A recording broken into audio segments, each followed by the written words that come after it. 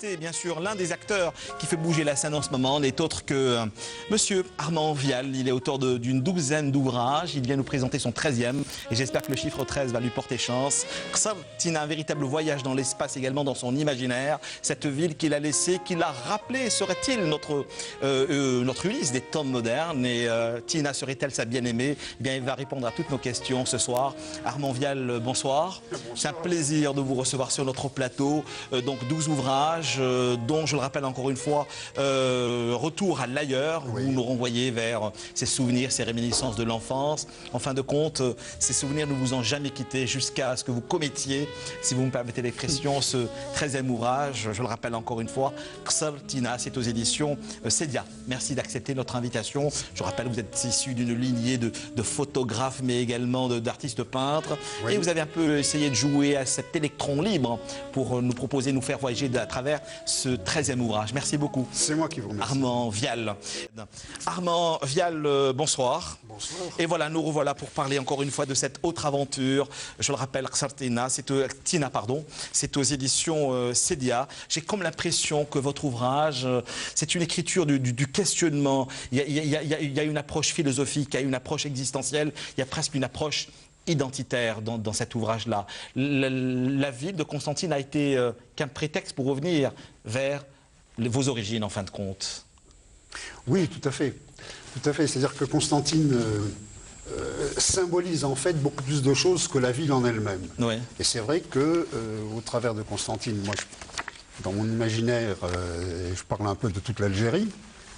Et ce livre est arrivé, je vais dire ça comme ça, suite à la décision que j'ai prise de revenir vivre dans le pays qui m'a vu naître. Alors, c'était ma ville, donc voilà. Vous avez répondu à l'appel du rocher, vous disiez, hein? Oui, il y a quelque chose comme ça. Oui, Qu'est-ce qui a réellement provoqué ce départ et ce retour presque précipité, Armand Vial, vers Constantine? Alors, le retour, c'est très compliqué, le retour. Bon, comme beaucoup, mes parents ont quitté l'Algérie en 1961, pas en 62, en 61, parce qu'ils étaient à ce moment-là dans les centres socio-éducatifs et ils ont été menacés de mort par l'OAS. C'était des collègues de Mouloud Feraoun. Tout à fait. Donc nous sommes partis à ce moment-là. Et moi, comme beaucoup de mes copains algériens, je n'ai pas compris, je n'arrivais pas à comprendre pourquoi on partait. Moi j'étais bien là, j'avais mes copains, mes habitudes et tout ça, bon, je n'ai pas compris cette déchirure. Et comme beaucoup d'autres après, bon, le temps passe et on essaie de mettre un bouchon sur tout ça, mais en fait c'est faux, ça continue à travailler comme ça. Et il y a eu un hasard il y a 5 ans de ça, où à l'occasion d'une exposition sur le film d'une exposition que j'ai faite, mais à l'occasion d'une semaine sur le cinéma algérien, un monsieur vient me voir, me demande ses photos où c'était, ce que c'était, tout ça, on se met à parler de l'Algérie. Et il me dit, bon, mais écoute, voilà, moi, dans 1 mois et demi, je retourne là-bas. Il y a des endroits dont tu m'as parlé que je ne connais pas. Bah, tu viens avec moi, je t'y emmène. Et donc, je suis revenu comme ça. Premier choc, et la décision s'est prise, alors là, d'une façon assez complexe, finalement, dans sa simplicité d'apparence. Un après-midi, il me dit, bah, écoute, voilà, c'était dans la région de Chlef.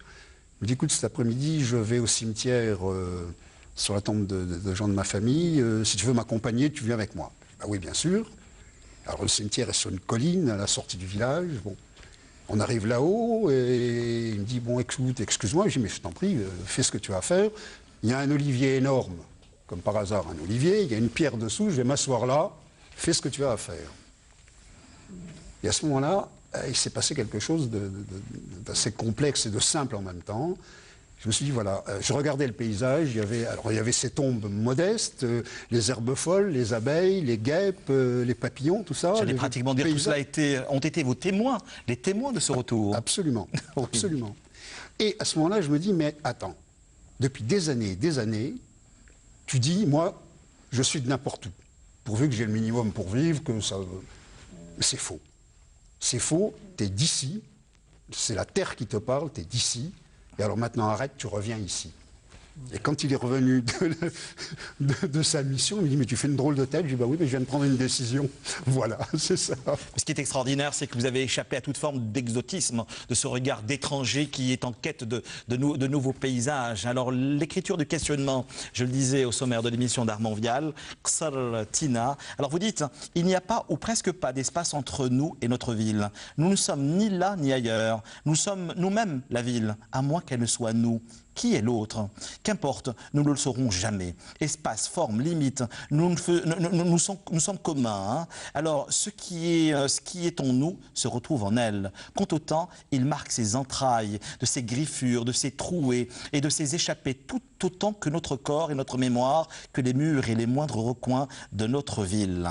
Le questionnement, vous en parlez encore une fois et vous dites, la terre comme les villes, même dressées sur des pics rocheux, se voulant improbables et belliqueuses, ne peuvent éternellement garder voilée leur archaïque et appelante féminité. Notre ville, secrète gardienne d'une passerelle de mémoire de l'humanité orgueilleuse, témoin des péripéties de l'histoire, discrète héritière de plusieurs cultures tissées au fil du temps, porteuse de multiples contradictions. C'est réellement ça, Constantine? Pour moi, c'est ça. Pour moi, c'est ça, effectivement. Et je me suis permis de compléter une citation de Mohamed Dib, quand même, qu'il faut citer. Et c'est vrai, ce rapport à la ville, mais pour moi, il était complexe, ce rapport à la ville aussi, parce que je n'ai pas vécu vraiment à Constantine. J'y suis né. J'ai vécu beaucoup dans tout un tas d'endroits d'Algérie, de petits villages notamment.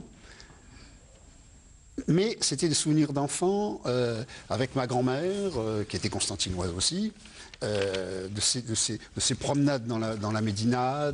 Et puis, il m'arrivait de coller, ça je m'en souviens très bien, sur la ville de Constantine, des impressions, des sensations que j'avais ressenties ailleurs. Et notamment, j'ai quelque chose, moi, alors là, c'est peut-être le lien avec cette sorte de sensualité qui est là.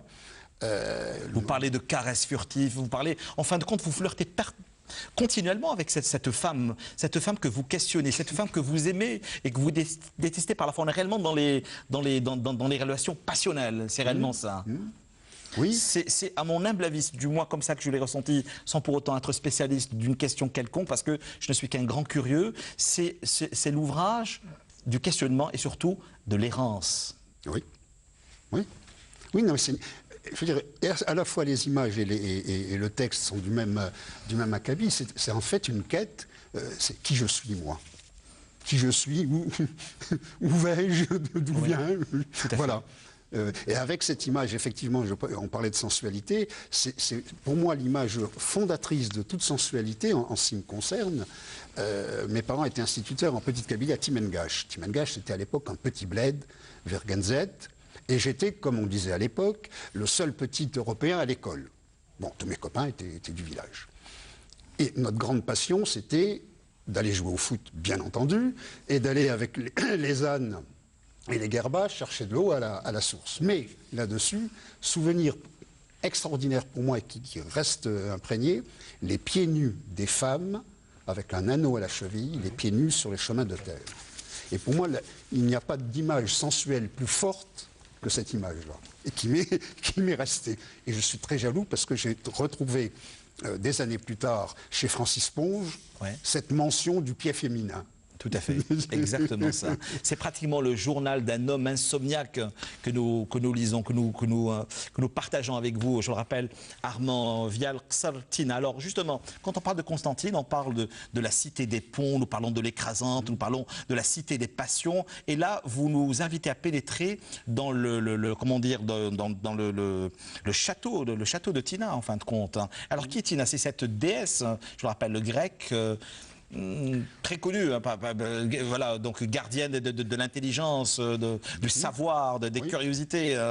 Et de la guerre aussi. Voilà, exactement ça, tout à fait. Il y a les deux. Oui, il y a les deux et ça correspond aussi à mon enfance, à mon adolescence. Le château C'est-à-dire un truc merveilleux pour un enfant, hein, comme mes copains l'étaient à l'époque. C'est-à-dire qu'à la fois on s'ouvrait à la vie, avec la lumière, avec la sensualité, avec le rapport aux autres, etc. Mais hélas, nous étions les uns les autres dans un pays en guerre. Et d'une guerre que nous, vu notre âge, nous ne risquions pas de comprendre, ni les uns ni les autres. Et je crois que toute ma vie, c'est ça, c'est ce mélange de sensualité, de vie et de mort présente tout le temps. Ouais. C'est aussi l'écriture de l'intime dans votre ouvrage. Oui, oui. C'est de la première à la dernière page. Je le rappelle encore une fois, quand vous dites « Il suffit de lever les yeux un instant, prenant le risque de buter dans un des nombreux pièges de la chaussée défoncée ou contre le fragile étal d'un marchand. Quand l'intimité se donne à voir, quand la peau s'offre au soleil. C'est tout ça que vous nous offrez. Je le rappelle encore une fois. Le dialogue, le questionnement, il y a aussi beaucoup de colère dans votre ouvrage. Oui, aussi. Oui. Oui. Oui. Quand vous vous posez la question sur le devenir de la ville, par exemple, vous dites, j'ai comme l'impression que Tina est un véritable personnage qui vous a accompagné dans vos déambulations. Vous dites, les dépouilles de la consommation jonchent les rues, les caniveaux, les entrées de maisons, les marchés des échoppes, les rebords de fenêtres, les murets, les rambardes, les terrasses, les marches d'escalier publics, les cages d'escalier, les trottoirs, les parcs et jardins, les cours intérieures, les massifs des fleuves, jusqu'à y compris les bassins des petites fontaines à l'entrée des mosquées. Tina regarde silencieuse. C'est pour ça que je vous parlais des écritures du silence. Mais elle n'est pas réellement aussi silencieuse que ça. Non, Tina. non, non. Mais elle se sert de moi pour dire ce qu'elle a à dire. Ouais. Non, c'est vrai que c'est quand même... il y a de la colère parce qu'effectivement, quand on voit une ville comme ça, avec son passé, son histoire, en dehors des liens personnels, et l'état dans lequel elle est aujourd'hui, de voir la Médina qui s'effondre, de voir des quartiers complets qui sont en train de s'effondrer, de voir les détritus à même le sol partout, bon, c'est peu acceptable. C'est peut-être que les gens qui y vivent n'ont pas conscience de ce que la ville représente.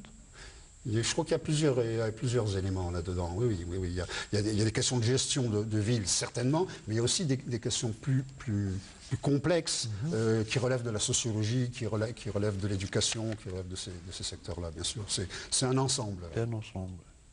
Alors, dans la citadelle de la belle Tida, les chansons d'amour n'ont plus cours la nuit. L'odeur âcre du sang encore frais sur les vieux pavés font surgir d'autres appels, d'autres images. Me reviennent alors en mémoire des vers de Paul Celan. Dans les fleuves au nord du futur, je lance le filet que tu alourdis hésitant d'ombre, écrite par des pierres. Tout ça est écrit, encore une fois, dans la pierre, dans votre âme, Armand Vial. Restitué encore une fois à la génération d'aujourd'hui. On sent en vous comme, comment dire, il y a l'approche photographique, il y a une approche esthétique extraordinaire, mais il y a également l'approche du peintre que vous n'avez jamais été. Que je n'ai jamais été. Oui. Non, mais moi, mes références, beaucoup plus... je suis photographe, mais beaucoup plus que les photographes, ce sont les peintres. Parce que j'ai appris beaucoup plus d'eux, finalement, Ouais. que des photographes, même s'il y a un grand nombre de photographes que j'aime et que je respecte. Mais les peintres m'ont appris beaucoup plus, oui. Il y a aussi une forme de théâtralité dans votre ouvrage. Le théâtre a ressurgi encore une fois, parce qu'également vous êtes auteur d'une pièce de théâtre sur laquelle nous reviendrons un peu plus tard, Armand Vial. Et puis j'ai été comédien et metteur en scène un peu aussi, donc Ouais. le théâtre, c'est quelque chose qui m'a aussi formé. Exactement ça. Oui. Quel a été réellement le regard des Constantinois à la lecture de votre ouvrage, le 13e du nom de Xartina?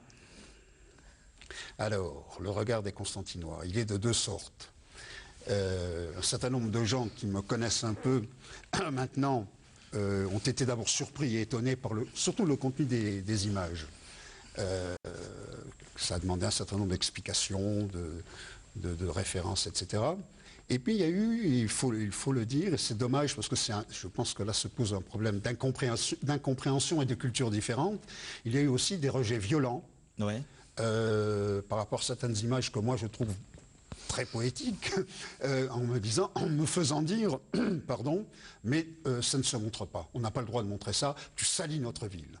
Ouais. C'était pas mon intention. Mais vous avez c'est donné évident. une autre image de Constantine. Ça n'est pas l'image touristique, nous le disions en début d'émission. Hein. C'est l'autre regard, l'autre versant de la ville, l'autre histoire de la ville, particulièrement depuis quelques mois déjà, que nous organisons un grand événement, à savoir Constantine, capitale de la culture islamique. C'est ça. Ouais, donc vous avez un peu gêné. Hein, vous avez Un peu gêné, et puis ça touche l'intime, là, je pense, quand même aussi.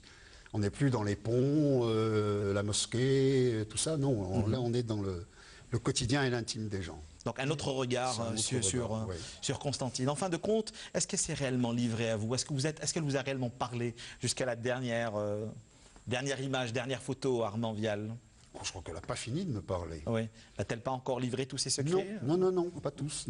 Non, puis en plus, je pense que ça va évoluer au fil du temps. Plus je vais être là-bas, plus je vais pénétrer sa mémoire, ses quartiers, sa façon de fonctionner, plus elle va me parler aussi. Farid Benia. J'ai eu l'occasion de consulter donc le livre et je pense que ces photos sont révélatrices d'une esthétique où il n'y avait pas forcément le besoin de plaire.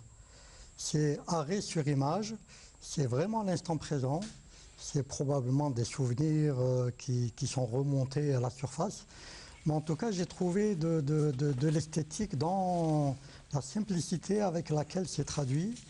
Maintenant, un objet, quel qu'il soit, il reste neutre. C'est surtout la perception et la projection que nous faisons de nous-mêmes sur ces photos, sur ces œuvres, qui font qu'on les interprète chacun à sa manière. Chacun sa façon. Mais en tout cas, j'ai trouvé dans la diversité des photos qui traduisent quelque part aussi l'image de la ville, beaucoup d'esthétique qui... Donc ça vous a parlé, hein? Ça m'a parlé. Je pense que les photos parlent d'elles-mêmes. Ouais. Voilà donc, je le rappelle encore une fois, l'écriture hein, du questionnement, de la philosophie existentielle identitaire.